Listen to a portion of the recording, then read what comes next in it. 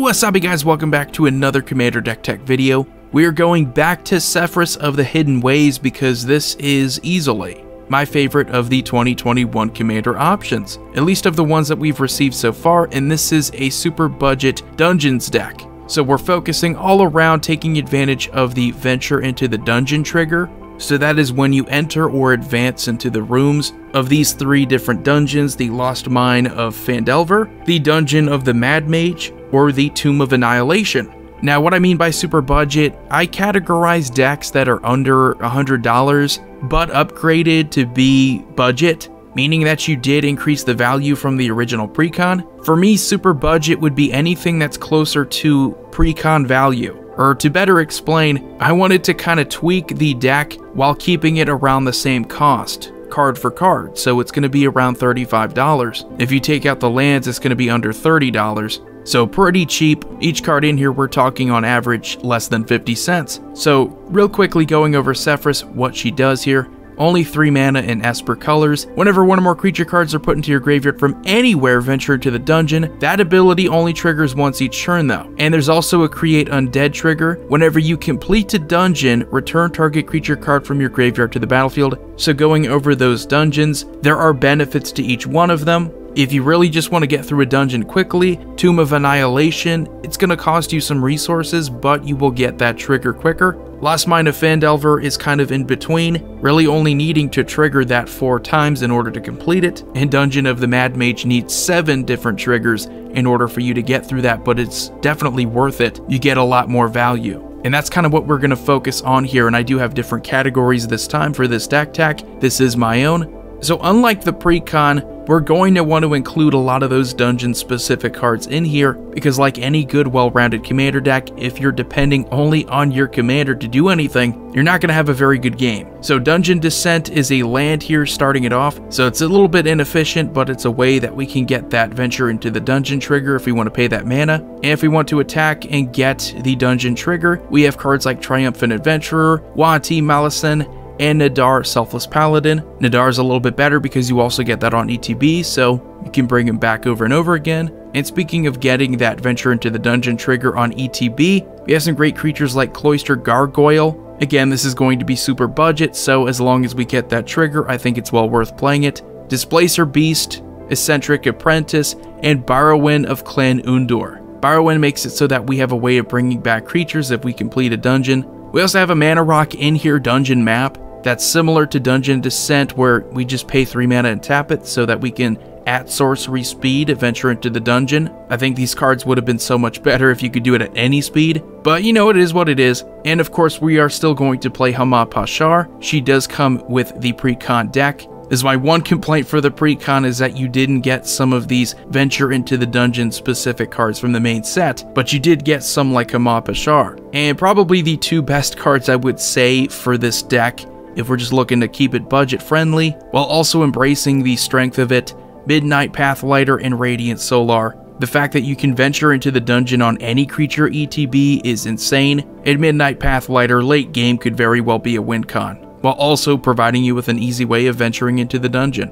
Now, getting that core part of the deck out of the way, I want to go over some ramp. We have Sol Ring, Arcane Signet, Azoria Signet, got Felwar Stone, Orzhov Signet, and we even got a Commander Sphere in here. You know, pretty standard mana rocks if we're keeping this budget friendly. I don't really think we can afford to get more expensive than Felwar Stone and Arcane Signet. Those are both above $1, but again, we're nowhere near playing anything like Mana Crypt, so I think we're good. These, however, I think are a little bit more specific. Millikin and Deranged Assistant. The key to making a deck quicker, making it more efficient, is having enough ramp and having enough card draw, and I think you'll find we have both in spades. These both pretty much do the exact same thing. Deranged Assistant and Millikin, you tap it to mill a card and add a colorless mana. That's really all you need in this deck. It's a 2 mana source of mana. They're both creatures, so if they die, hey, you get to trigger Sefris. We also have Burnished Heart and Solemn Simulacrum just to add to the ramp. Now moving on to our card draw, we have 11 different cards in here. It's a little weird. Not all of them are just about card draw, even though they all will draw you cards, but It's also just as much about discarding cards for some of these. So we have Gaia Reach Sanitarium, which is awesome because, hey, draw a card, discard a creature, trigger Sefris on an opponent's turn. Baleful Strix, ETBs, draws you a card. Very good stats for what it is. Means it's a blocker all day. Wall of Omens, another 2-mana creature that enters and draws you a card. Merfolk Looter, taps to draw a card and then you discard a card. And probably my favorite creature if we're just talking about card draw, Champion of Wits. It enters, you draw cards equal to its power, and then you discard 2 cards. You can eternalize it for 7 mana, it comes back as a 4/4, so you then draw 4 cards and then discard 2. There are other ways of manipulating its power in the deck. Nidar is one of them, so you can give an anthem to all of your creatures if you complete a dungeon. I just want to point that out because sometimes you can force your mind to think that it's always going to be a draw 2 and discard 2, and that's not the case. We have a newer card here in Dihada's Ploy from Modern Horizons 2. You draw 2 cards and then discard a card. You gain life equal to the number of cards you've discarded this turn. So it's a quick way of life gain, but it's also a way of easily drawing cards and discarding cards. With that jump start, you have another way of discarding. Really good to do this on your opponent's turn. We have Frantic Search, similar idea, instant speed, you draw 2, discard 2, pretty much free. We have Obsessive Stitcher, another looter, but we can also pay 4 mana and sacrifice her to return target creature card from our graveyard to the battlefield. So she's pretty ridiculous. Ancient Excavation is another awesome one. You draw cards equal to the number of cards in your hand, and then you discard a card for each card drawn this way. It's pretty much just a loot for each card you have in your hand, and basic land cycling, so you have a lot of ways of discarding in this deck. Doing this on your opponent's turn, triggering Sefris as often as possible. We have Cloudblazer and Muldrifter to round out the card draw, and each time they enter, you draw 2 cards. Quickly going over the lands, it's nothing special as you would imagine in a budget-friendly deck, but you do get a little bit of variety here. In the tap lands, you have Arcane Sanctum, you have the bounce lands, Azorius Chancery, Dimir Aqueduct, Orzhov Basilica, and then you have these interesting lands that enter the battlefield tapped unless you control 2 or more basic lands, Prairie Stream and Sunken Hollow. We got Port Town, Exotic Orchard, Command Tower, we got a Pain land here in Caves of Koilos, and a couple search lands here in Evolving Wilds and Terramorphic Expanse. You got 7 islands, 7 plains, 8 swamps, and Dark Water Catacombs. And then going over our mill here, it's not exactly mill for all of these, but I didn't want to have a category where it was just cards that searched up cards for your graveyard. So if it puts a card in our graveyard, that's what I consider to be mill for this category. Even though technically, yeah, Forbidden Alchemy, look at the top 4 cards, instant speed, put one of them in your hand, the rest in your graveyard. Really good to do that on an opponent's turn, Master of Death. I mentioned this in my upgrade video for Sefris specifically, because it enters, you surveil 2, and when it's in your graveyard at the beginning of your upkeep, you can pay a life and return it to your hand. I like the artwork too, because it has a ladder behind it, so it's kind of like keeps falling out of the helicopter, but it keeps climbing back up the ladder.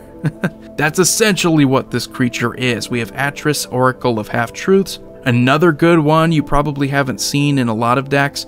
Enters the battlefield, target opponent looks at the top 3 cards of your library, separates them into a face-down pile and a face-up pile. You put one pile into your hand and the other in your graveyard. I think the goal of this is to know what card are they willing to show you. But really what we want is to find a way to put a creature in our graveyard and trigger our Sefris. Factor Fiction and Sphinx of Uthun are pretty much the same thing. Sphinx of Uthun is just Factor Fiction on an ETB if you didn't know that. Kind of a similar idea with Atris. You reveal the top 5 cards, an opponent separates those cards into 2 piles. You put one into your hand and the other pile into your graveyard. And then we have some graveyard search cards in here. We have Auric Lore Mage and Vile Entomber. Vile Entomber is pretty much just Entomb on an ETB. Auric Lore Mage is Entomb on an activated ability that you can repeat turn after turn. Alright, we have ourselves some Reanimation in here because we want to focus on getting some creatures back. Tortured Existence, absolute staple in this deck. Pay a black, discard a creature to bring a creature back to your hand. Priest of Fell Rites and Doom Necromancer to sacrifice themselves to bring your creature back. Victimize, very good value for 3 mana. You sack a creature, bring 2 creatures back. We have Dread Return, you bring a creature back. Flashback is sack 3 creatures to bring a creature back. Incarnation Technique is a newer one that hasn't seen play. Has Demonstrate, so if you copy it, you also give a copy to an opponent. But it mills 5 cards and then you return a creature card from your graveyard to the battlefield. So if you copy that, you get to do that twice. For 5 mana, I think that's incredible value. Karmic Guide, 5 mana, you bring a creature back from your graveyard to the battlefield. Revelark, you bring back 2 creatures power 2 or less from your graveyard to the battlefield when it dies, or when it leaves the battlefield in general. Unburial Rites, you return a creature card from your graveyard to the battlefield, flashback of 4. Sun Titan, you bring back a permanent mana value 3 or less from your graveyard to the battlefield. And Sepulchral Primordial, very good budget card, only around 50 cents here. When it enters, for each opponent, you get to steal a creature from their graveyard, put it onto the battlefield under your control. And moving on to removal, we have Swords to Plowshares to deal with creatures, Despark to deal with permanents 4 mana or greater, Necrotic Sliver, pay 3 mana and sacrifice it to destroy a permanent, Plague Crafter, each player sacks a creature, if they can't they discard a card, Hostage Taker, exile target creature or artifact until it leaves the battlefield. We get to cast that card for as long as it remains exiled. Kaya's Wrath, just because I wanted a budget board wipe in here, and for 4 mana you get to destroy all creatures and gain some life back. Utter End to get rid of a permanent. We have Cataclysmic Gearhulk, love this in the deck and you'll see why. But each player chooses artifact, creature, and enchantment, and a planeswalker from among the non-land permanents they control, and they sacrifice the rest. Shriekmaw, destroy target non-artifact, non-black creature with the Evoke. Angel of the Ruins, another great value card here. This card is insane. When it ETBs, you get to exile up to 2 target artifacts and or enchantments, and has plane cycling of 2. And then we have Ashen Rider. This is a must-have, I think, in the deck. Most of what you want to do with Sefris is going to be creature-based anyway, because you want to trigger that venture into the dungeon as often as possible. And for winning, well, we don't have like an infinite combo with something like Israrak and Rooftop Storm, but we do have Grey Merchant of Asphodel to bring back from our graveyard a bunch, and we have Sir Conrad the Grim. As I mentioned before in my upgrades video, Sir Conrad is one of the best upgrades for this specific deck, because he just recognizes everything you're doing with creatures. You're going to be discarding creatures, you're going to be milling creatures, you're going to be bringing creatures back from your graveyard to the battlefield, back from your graveyard to your hand, and he deals damage to your opponents each time that happens. And each time it happens to them too. Each time they mill a creature, each time they have a creature die, it's going to deal 1 damage to each opponent. So anyway, that's going to do it for this deck tech. Let me know what you think about the super budget Sefris of the Hidden Ways deck here. Probably my favorite of the newer commanders in 2021. I just think it's so much fun playing with the dungeon mechanic. It's a game within a game. The link will be in the description below if you want to check out this specific deck, and you'll also be able to find my other decks I've made. So you all take it easy. Void here signing off. I will see you all next time.